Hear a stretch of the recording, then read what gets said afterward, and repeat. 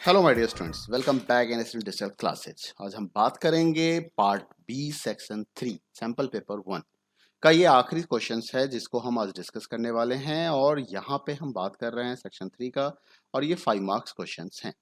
अब देखिए question number 38 तीन क्वेश्चंस मिलेंगे जहाँ पे एक क्वेश्चंस में आपको ऑप्शंस भी दिया जाएगा।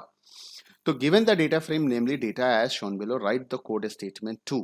अब यहाँ पे ये कलर तो ये इस जगह पे है, काउंट का ये कॉलम है, प्राइस का ये कॉलम है और ये आपका रो इंडेक्स है। इसको पहले समझ लीजिएगा, ये आपका इंडेक्स है, ठीक है, और ये आपके कॉलम्स हैं। This is your columns. तो ये कॉलम्स हैं और ये रो इंडेक्स हैं। अब आपसे ये कहा जा रहा है कि find all the rows with apple extract all columns, मतलब कॉलम्स तो सारे चाहिए लेकिन एप्पल रोज के चाहिए। तो इसका सॉल्यूशंस कैसे बनेगा? इसके लिए सबसे पहले डेटा फ्रेम का नाम क्या है? डेटा फ्रेम का नाम डेटा है, इस चीज को ध्यान रखना है, ठीक है। तो आपको क्या करना है, सिर्फ एप्पल वाले रो को प्रिंट कराने हैं। तो आप यहाँ पे लिखोगे लॉक मेथड को यूज करोगे और लॉक मेथड में क्या करोगे, आप सिर्फ यहाँ पे सिंगल कोट्स के मतलब स्क्वायर ब्रैकेट के अंदर में आपको यहाँ पे लिख देना है एप्पल। आपको यहाँ पे क्या लिख देना है? एप्पल लिख देना है। तो ये आपका आउटपुट यहाँ से आ जाएगा। उसके बाद जो नेक्स्ट क्वेश्चन है, नेक्स्ट क्वेश्चन आपसे कह रहा है list fruits with count more than 25। तो काउंट नाम का आपके पास कॉलम अवेलेबल है और आपको इसको प्रिंट कराना है। तो प्रिंट कराना है तो या तो आप प्रिंट स्टेटमेंट्स यूज कर लो या सीधा आप लिख सकते हो।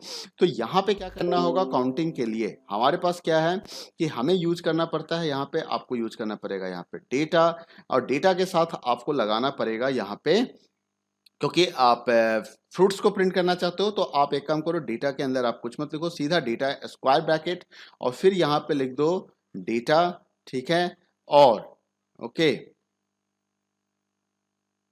डेटा, और यहाँ पे काउंट वेरिएबल का नाम, कॉलम का नाम लिखो काउंट, और उसके बाद जो कंडीशन है ये मोर देन 25 है तो यहाँ पे ग्रेटर देन 25 लिख के और इसको बंद कर दो।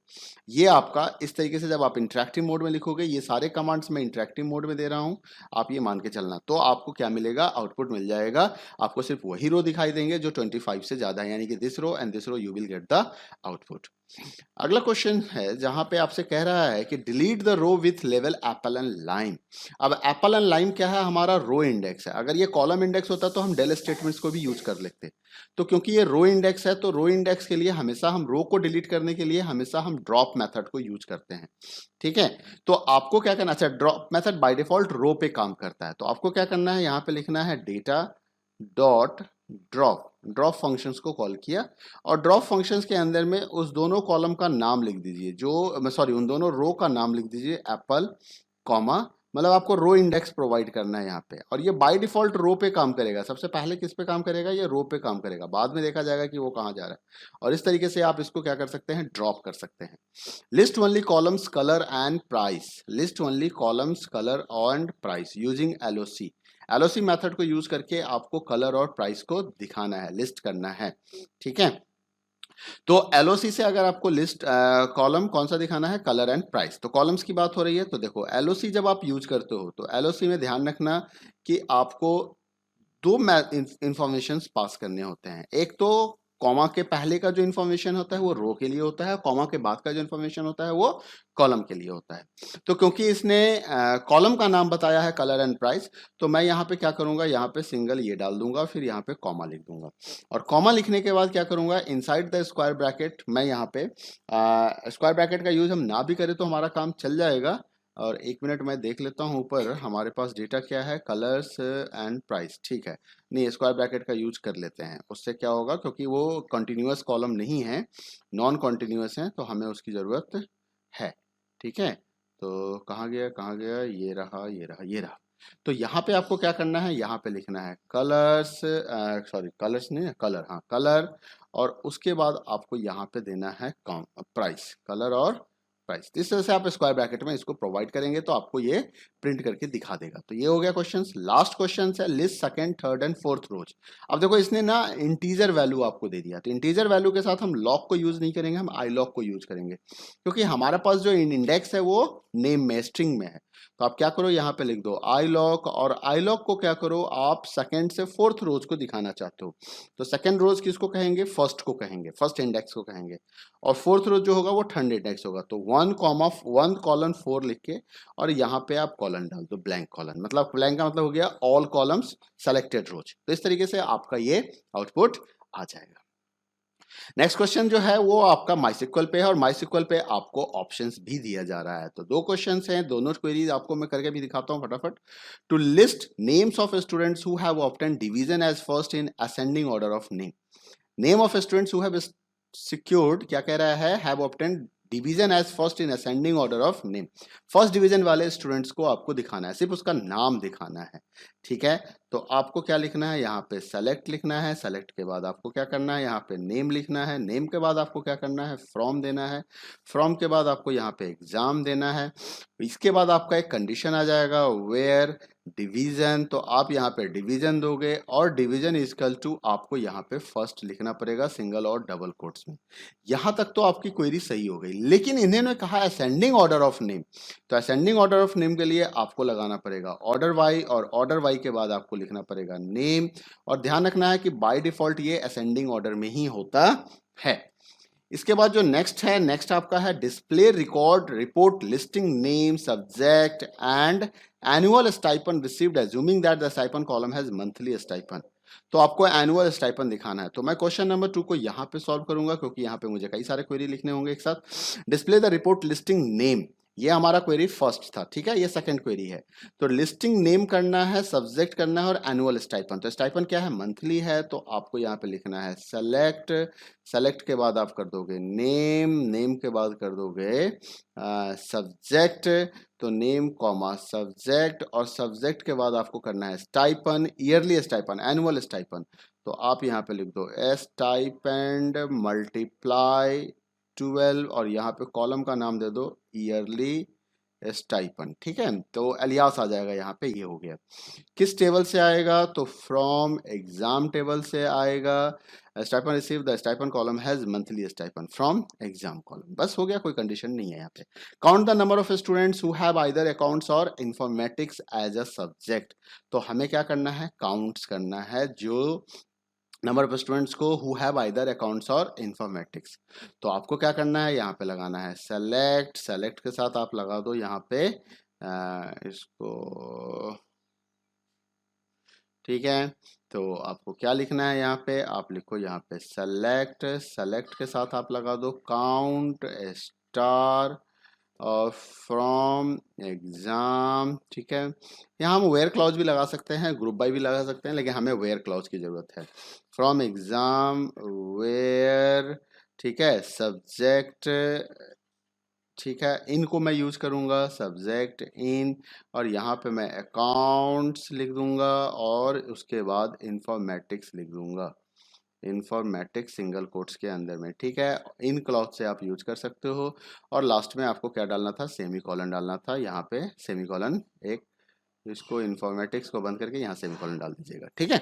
तो ये हो जाएगा। To insert a new row in a table exam, अब यहाँ पे आपको एक नया रो इंसर्ट करना है। तो ये इंसर्ट करने के लिए आपको क्वेरी नंबर में 4th को यहाँ पे लिख देता हूँ। तो क्या लिखना पड़ेगा, इंसर्ट इनटू, और यहाँ पे लगाना पड़ेगा एग्जाम, उसके बाद लिख दो वैल्यूज, और वैल्यूज के अंदर में ये डेटा सप्लाई कर देना आप 6 कॉमा सिंगल कोट्स में मोहन को लिखना, ठीक है। उसके बाद क्या है 500, तो यहाँ पे 500 लिख दो। उसके बाद सब्जेक्ट है, तो सब्जेक्ट को सिंगल कोट में लिख दो, सब्जेक्ट लिख दिया। उसके बाद क्या है 73 है, और उसके बाद डिवीजन है, तो डिवीजन को लिख के और इसको सिंगल कोट में यहाँ पे सेमीकोलन डाल दो। क्वेश्चन नंबर 5 को देखो, select average stipend from exam where division is equal to 3rd। तो एवरेज स्टाइपेंड निकालना है, तो एवरेज स्टाइपेंड में ये आउटपुट आपसे पूछा जा रहा है, क्योंकि कमांड आपको यहाँ पे दिया हुआ है।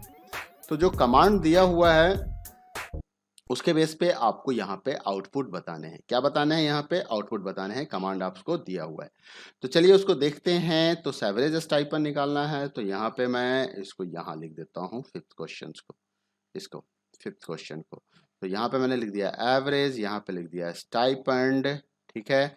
और एवरेज स्टाइपन में क्या आएगा 45, स्टाइपन है ना 5 प्लस 4 950, और 950 को आप 2 से डिवाइड कर दीजिए, थर्ड डिवीजन वाले 2 ही बच्चे हैं तो 2 से डिवाइड कर दीजिए, 2 से डिवाइड कीजिएगा तो ये आपका आ जाएगा 425, नहीं 400, 950 हो गया ना, 5 और 9 तो 450 और प्लस 25 तो 475, तो ये आ जाएगा। जो नेक्स्ट क्वेश्चन है, नेक्स्ट क्वेश्चन में सेलेक्ट काउंट डिस्टिंक्ट सब्जेक्ट, ठीक है। अच्छा यहाँ पे काउंट स्टार की जगह पे काउंट कॉलम नेम भी कर सकते थे हम, यहाँ पे काउंट स्टूडेंट से काउंट स्टार चलेगा। डिस्टिंक्ट सब्जेक्ट को आपको काउंट करना है, तो डिस्टिंक्ट सब्जेक्ट को काउंट करना है तो यहाँ पे जो आउटपुट होगा वो काउंट होगा, काउंट के अंदर में डिस्टिंक्ट आ गया। ये क्वेश्चन जो है ना इंपॉर्टेंट है, इसको ध्यान रखिएगा, ऐसे क्वेश्चन आते ही हैं। और इसके अंदर में देखिए क्या दिखाएगा, डिस्टिंक्ट सब्जेक्ट दिखाना है, तो एक बार डिस्टिंक्ट सब्जेक्ट चेक कर लीजिए आपके पास क्या क्या है। आपके इंग्लिश, मैथ्स, अकाउंट्स, इन्फॉर्मेटिक्स, कोई सब्जेक्ट रिपीट तो हो ही नहीं रहा है, तो क्या हो जाएंगे 6 हो जाएंगे। इसकी काउंटिंग कितना आएगा, इसका आउटपुट आ जाएगा 6। तो इस तरह से आप ये क्वेश्चन सॉल्व कर सकते हो। अगला जो क्वेश्चन है वो भी सिक्वल क्वेरी के बेस्ड पे है, और यहाँ पे आपको क्या करना है, display the name of students who are getting grade C in either a game or SUPW। अब आपको क्या करना है, यहाँ पे ग्रेडिंग दिखानी है इसकी, ठीक है। तो इसकी जो क्वेरी होगी वो क्वेरी मैं क्वेश्चन नंबर 1 की क्वेरी यहाँ लिख देता हूँ, I have space here, display the name of students. तो यहाँ पे क्या लिखोगे, सेलेक्ट नेम फ्रॉम स्टूडेंट, ठीक है। और यहाँ पे वेयर कंडीशन लगेगा। अब कहता है grade C in either game or SUPW, किसी में भी उसकी आनी चाहिए सी। तो ग्रेड सी, तो ग्रेड 1 जो है वो गेम का है और SUPW का ग्रेड 2 है, तो यहाँ पे लिखेंगे ग्रेड 1 इक्वल टू सी और ग्रेड 2 इक्वल टू सी, ठीक है। Display the number of students getting grade A in cricket. अब ए क्रिकेट में कितने बच्चे ने ग्रेड ए लिया है वो काउंट करना है, तो यहाँ पे आप क्या करोगे, यहाँ पे आप लिख दोगे सेलेक्ट, है ना, सेलेक्ट नंबर ऑफ स्टूडेंट्स कह रहा है तो काउंट कर दीजिए, काउंट के साथ स्टार लगा दीजिए, फ्रॉम स्टूडेंट कर दीजिए, फ्रॉम स्टूडेंट, और यहाँ पे एक वेयर क्लॉज में क्या कीजिएगा, where game equal to cricket, grade A in cricket, getting grade A in cricket, तो वेयर क्या हो जाएगा, गेम इक्वल टू क्रिकेट, ठीक है। क्रिकेट में ए ग्रेड किसी को मिला है, एक बच्चे को मिला है, cricket and grade 1 is equal to A. तो ये थोड़ा सा लंबा क्वेरी हो गया, 2 कंडीशंस एंड के साथ लग रहा है। Display of different games offered by school, तो क्वेश्चन नंबर 3 को मैं यहाँ पे सॉल्व कर देता हूँ। ये डिस्टिंक्ट क्वेश्चंस है, यहाँ पे लिखना पड़ेगा सेलेक्ट डिस्टिंक्ट, ठीक है। डिस्टिंक्ट के आगे आप यहाँ पे गेम लिख दीजिए, फ्रॉम स्टूडेंट लिख दीजिए, ठीक है। काउंट नहीं करना है, सीधा डिस्टिंक्ट करना है। Display the SUPW taken by the students whose name starts with the A. अब SUPW taken by the students, सिर्फ SUPW दिखाना है जिसका नाम ए से स्टार्ट होता है, तो यहाँ पे आपको क्या करना पड़ेगा, सेलेक्ट SUPW फ्रॉम स्टूडेंट्स, ठीक है। लेकिन यहाँ पे वेयर चलेगा, और वेयर में पैटर्न मैचिंग का क्वेश्चन है ये, तो वेयर नेम लाइक, यहाँ पे लाइक कमांड होगा, ए के साथ आप परसेंट लगा दीजिए, आपका ये हो क्वेश्चन सॉल्व हो जाएगा।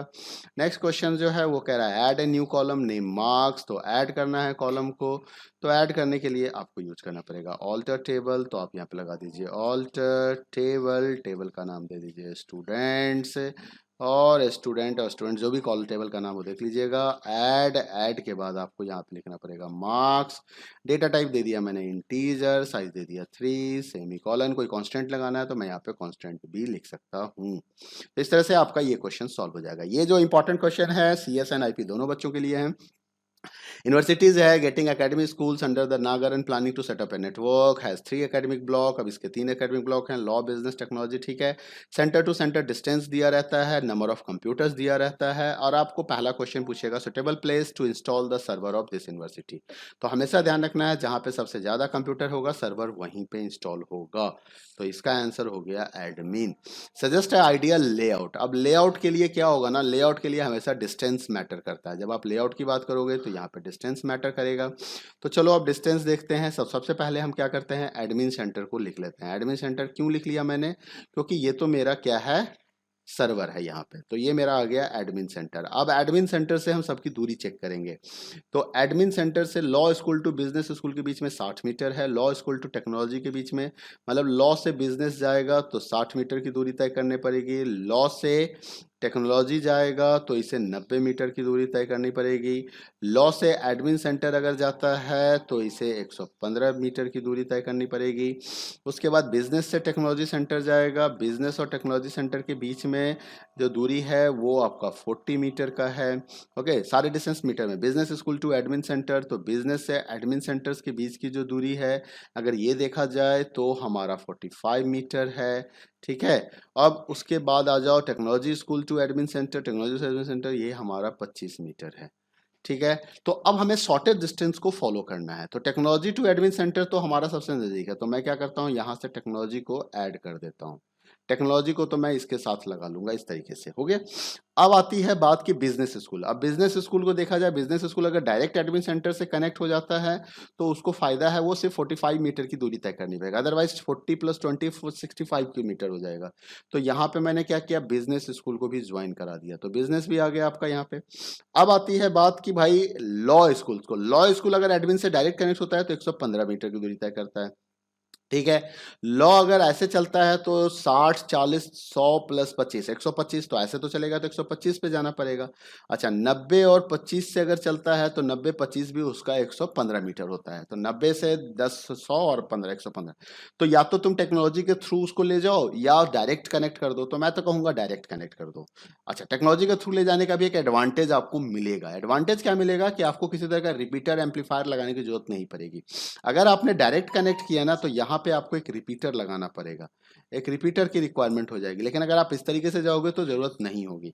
तो अब देख लो, आपको अगर पैसा बचाना है तो आप ऐसा करो, लॉ स्कूल को यहाँ से मैं सोचता हूँ चलो टेक्नोलॉजी के थ्रू ही उसे कनेक्ट कर देते हैं, तो ये ऐसे कनेक्ट हो जाएगा। तो ये आपका एक लेआउट तैयार इस तरीके से हो सकता है। और अगर आप एक रिपीटर का खर्च लेना चाहते हो तो अगर आप रिपीटर का खर्च लेना चाहते हो तो आप इसके साथ भी जा सकते हो, दोनों ही आंसर सही होगा, बिल्कुल मत घबराइएगा। बस ध्यान रखिएगा यहाँ पे आपको एक रिपीटर इंस्टॉल करना होगा, बस इस चीज को ध्यान में रखना है। ठीक है, तो चलो अब देखते हैं अगला क्वेश्चन। अगर रिपीटर का पूछा तो मैं बताऊंगा, which device will you suggest to place install this school centre to efficiently connect all the computers within this school. तो यहाँ पे ऑल इस कंप्यूटर कनेक्ट करने के लिए हम हब या स्विच को रेफिफाई करते हैं। तो आप यहाँ पे आंसर जो होगा, इसका आंसर तो दे दो आप स्विच, इसका आंसर तो दे दो आप स्विच। ठीक है, स्विच को भी लगा सकते हैं, हब को भी लगा सकते हैं, लेकिन स्विच स्मार्टर होता है हब से, तो बेहतर है कि हम स्विच को लगा लेंगे क्योंकि कंप्यूटर्स ज़्यादा हैं।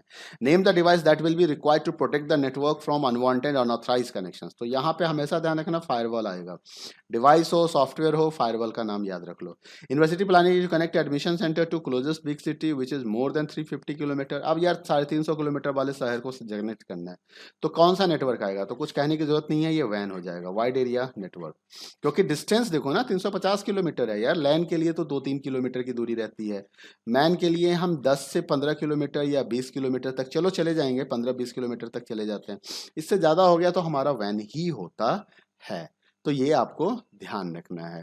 तो इस तरीके से देखो, ये कंप्लीट सॉल्यूशन मैंने एक सैंपल पेपर का आपके लिए तैयार कर दिया है, आप इसको देखें, सॉल्व करें, प्रैक्टिस करें। अगले वीडियो में मैं एक इस नए सैंपल के साथ आपसे मिलूंगा। Thank you, bye bye, take care. Video पसंद आया तो लाइक कीजिए, शेयर कीजिए, चैनल सब्सक्राइब नहीं किया तो सब्सक्राइब जरूर कर लीजिएगा।